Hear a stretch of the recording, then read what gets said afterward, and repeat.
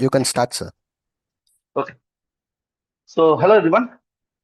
This is in this discussion session for the algebraic topology, introduction to algebraic topology course. So far we are around the 11th week of the course, 10th and 11th week of the course, and I will be going through the slides that we have done. Basically the topics that we have covered so far, and then I will address the question that we have mentioned in the forum. Okay. So in the first week of the course, we have seen the basics of topology. What is continuous functions, what are the bases, sub-bases, and stuff like that. And then we move on to what are called topological construction, like product spaces, subspaces, and then we have defined homology. Okay. Subsequently, we have also seen quotient spaces. In particular, if you remember this picture, that if you or this one, even better, that if you identify the both sides of a rectangle, we'll end up with torus. And this way, we can construct complicated objects from simple objects. Then we went ahead to retraction, deformation retractions, contractible spaces, null homotopy. And then we discussed some question why we are bothered about these things, why we care about these objects.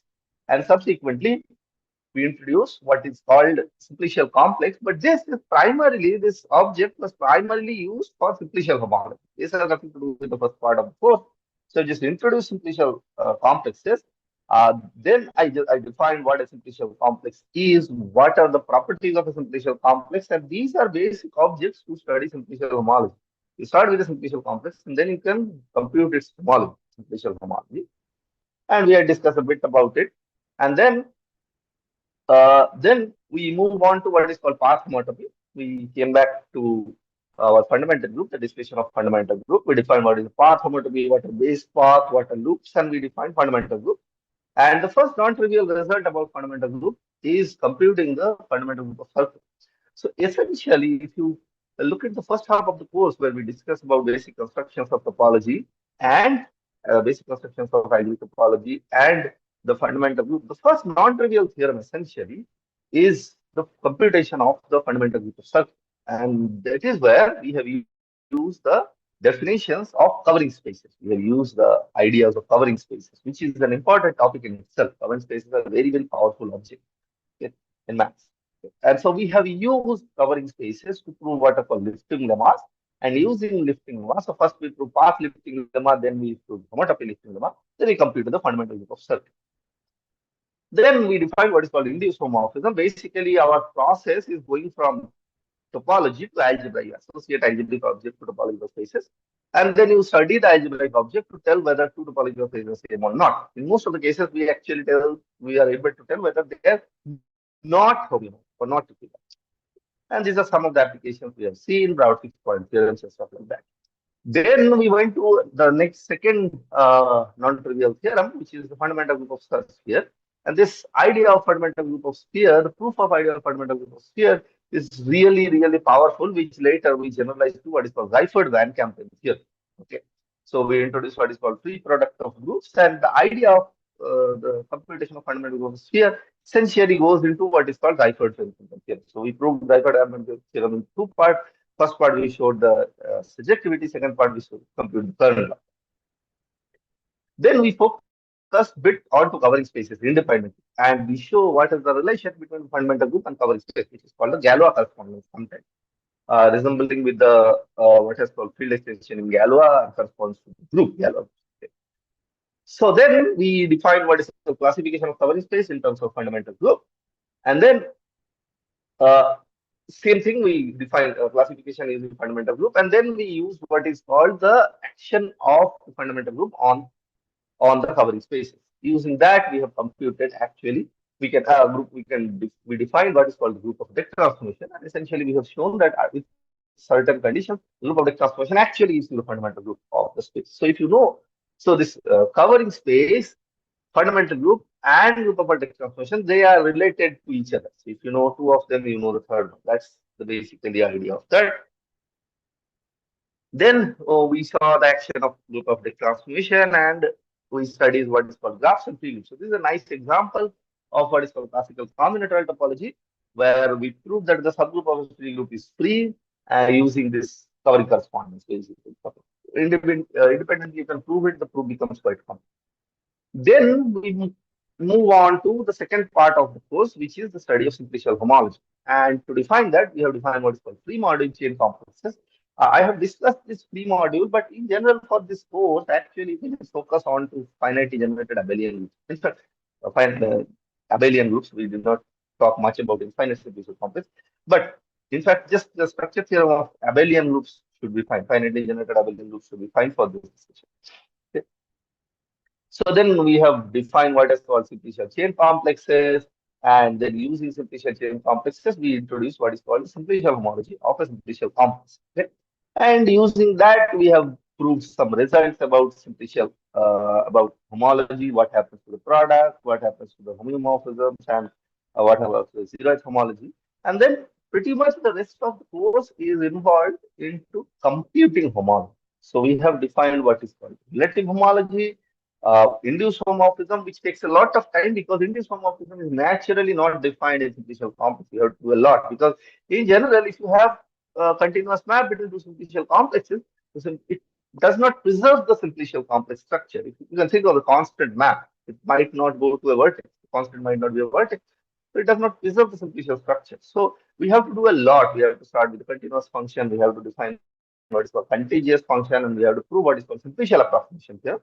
And using simplicial approximation theorem, we define what is called the induced homomorphism. Okay. So this part is a bit more technical, but once we define it, so this is a simplicial approximation of asymptotic subdivision. But once we define it, we can use induced homomorphisms. So this is and show that it's invariant under so the simplicial homology group is invariant under asymptotic subdivision, and it's also invariant under induced homomorphism. Means if you have a so what homotopy invariance of induced homomorphism, meaning that if two functions are homotopic, then they gives you the same induced homomorphism. Okay. And that gives us the most powerful result, which is essentially the homology groups are invariants of topological spaces. Simplicial homology groups are invariant of topological spaces. So if two topological spaces are homeomorphic, they must have isomorphic homology groups. And that we have used to prove various results, to show that Rm is not homeomorphic to Rn, stuff like that. Okay. And then we introduce what is called exact sequence to get more and more powerful tools to compute simplicial homology groups. So we introduce exact sequences. We show that how long exact sequence gives you short exact sequence of spaces gives you long exact sequence of homology groups. This is what is called exact lemma. And then using that, we have also shown that if I have two such objects, two short exact sequences, and they are naturally related to each other in the topological space level, then the long exact sequence of homology groups is also related to each other naturally. So that's called the naturality. And using them, we actually prove what is called a mere-weighted sequence. We constructed what is called mere-weighted sequence, which helps us to compute. Basically, mere-weighted sequence says that if I know two homology groups of two components, and I know the homology group of intersection, then I know the entire homology group. That's essentially mere weighted. And always we have talked about the relative homology version and the normal homology version. Then we define what is called excision, which is basically if I cut out something from a subspace, then the relative homology doesn't matter what I'm cutting out. That is what is called excision. Then we have defined what is called local homology to define what is called dimension, basically. And then we introduce degree of maps, which are called maps between spheres. And then currently we will discuss what is called half trace theorem, which tells you the trace of the induced map is basically invariant in the homology level. And then we will prove what is called, we will introduce what is called Euler number and use half trace theorem to prove that Euler number is actually homological invariant. And using then later on, prove what is called Lipschitz fixed power theorem using the trace. Now, in the last week, we will see some more applications. So one of them is Jordan curve theorem, which we do not prove usually in courses, but we assume in particular, for example, complex analysis courses or even multivariable courses. So basically, if you take a simple closed curve, a curve which is embedded, which do not have an intersection, then you have two components. One is bounded component, one is unbounded component. And this result is really, really non-trivial. Jordan's proof was really, really complicated. It's not a straightforward proof. So we went through the proof of Jordan curve theorem using the tools that we have developed so far. Okay? And then we define what is called, basically briefly introduce what is called singular homology. See the generalized homology where you do not need any simplicial structure. You just start with any topological space and you can define what is called singular homology group. And in this category, the induced map is very naturally defined. And then we at the last we discuss how we can axiomatize everything. Basically, if I tell you corresponding to a topological space, I associate an abelian group and it satisfies blah blah blah blah properties, then that abelian group is actually the homology, simplicial or singular homology of the topological space. This is called the axiomatization. You just basically make everything abstract. So therefore, even if you don't know how to prove theorems like existence, near vectors and everything like that, once you prove these axioms, once you check these axioms, you can just go on and apply all the theories that we have developed in this course and compute homology. You don't need to know the proofs. That's the power of homology, essentially. You can code it, you can put it into a program, you can give it to computation. Okay, you can compute the homology without knowing how things work. So that's the power of abstractness of homology, the axiomatization of homology. Unfortunately, for the fundamental group, we do not have such. We do not have an axiomatization for fundamental groups. Okay. That's why computation of fundamental groups is also non-trivial. Actually, in the course, whatever we have proved is basically sphere, what is called graphs, and circuit. That's all we have actually proved for the fundamental group. So that's roughly the details about the course. Now I will go on to the questions, okay, on the discussion. If anybody wants to ask any question, you can go ahead. If anybody wants to clarify any doubt or anything, you go ahead.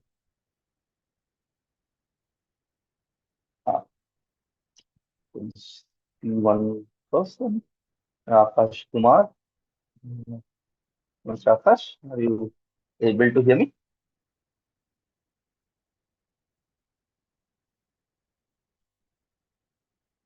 Okay, right. So the question is from Akash. It says that how do we start research in low dimensional topology? Okay, how to start research in low dimensional topology? Yeah, Akash, can you hear me? Good afternoon, sir. Good afternoon. Yes, good afternoon. How are you, sir? So I am good. Where are you from?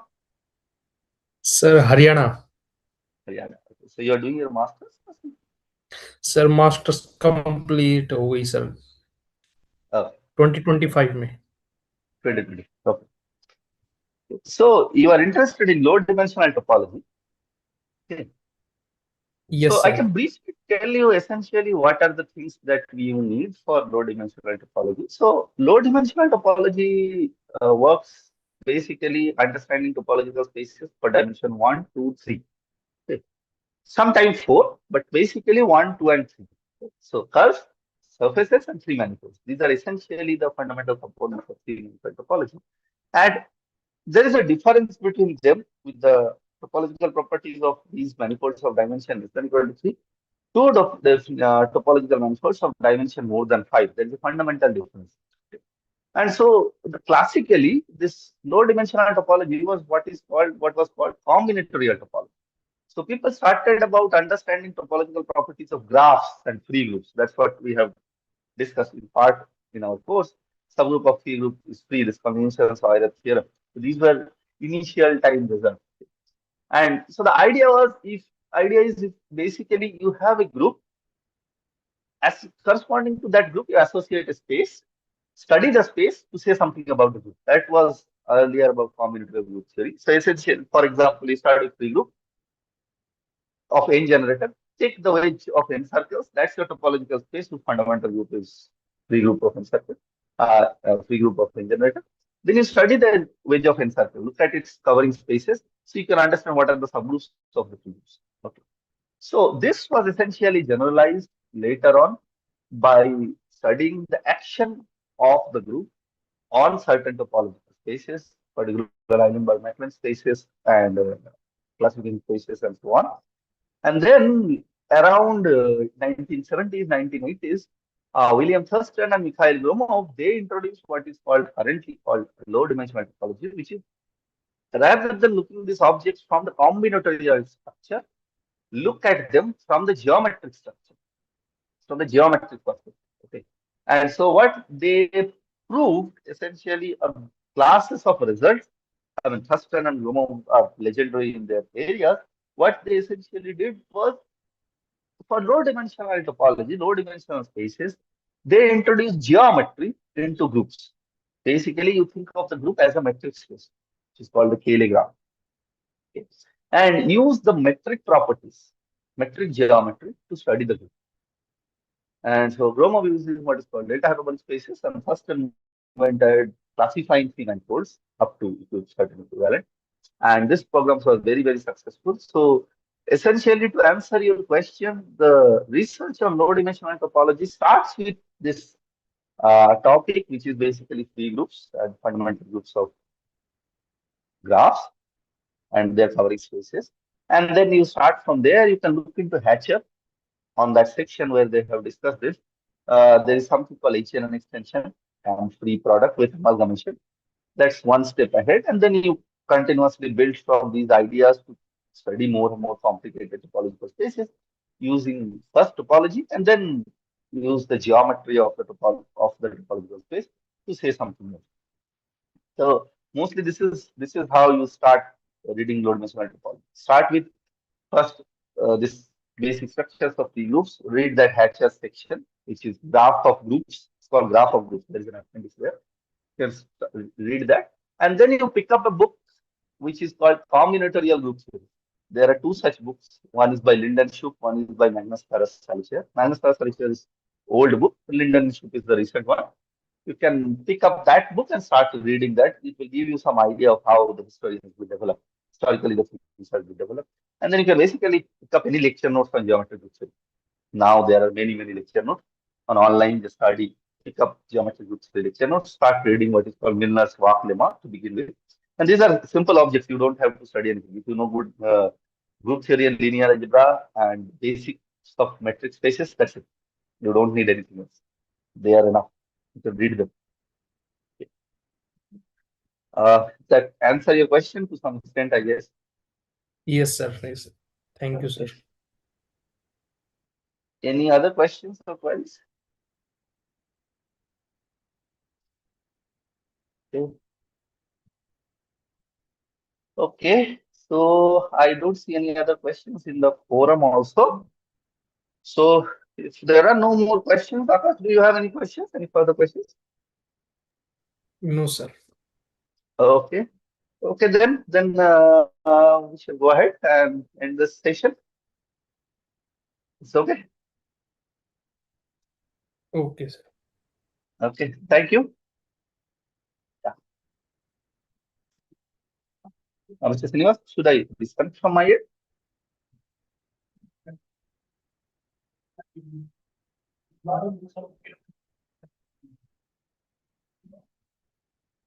Mr. Srinivas, should I disconnect from my end or should I wait?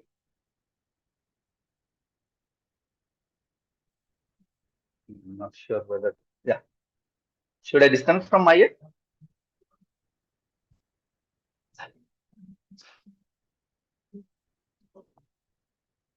Wait for a couple of minutes.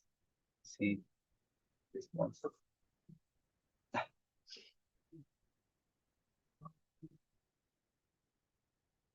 Okay, then. See you. I'm going to disconnect from my end.